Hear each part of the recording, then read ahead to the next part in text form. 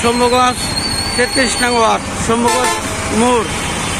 এখানে যানজট, গাড়ি ঘোড়া চলাফেরা, যানজট এড়ানোর জন্য ট্রাফিক বিভাগ পক্ষ থেকে ট্রাফিক আইন অনুযায়ী তাদের কাজ তারা সম্পূর্ণ অপরন্ত চেষ্টা করে যাচ্ছে।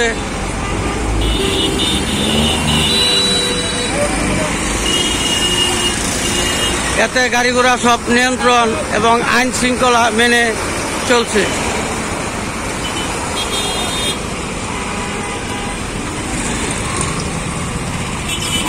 যতটুক যানজট এড়ানোর জন্য মাঠে কাজ করা দরকার তারা ততটুকুই চেষ্টা করতেছে এবং সব নিয়ম শৃঙ্খলা মেনেই তারা মাঠে কাজ করতেছে।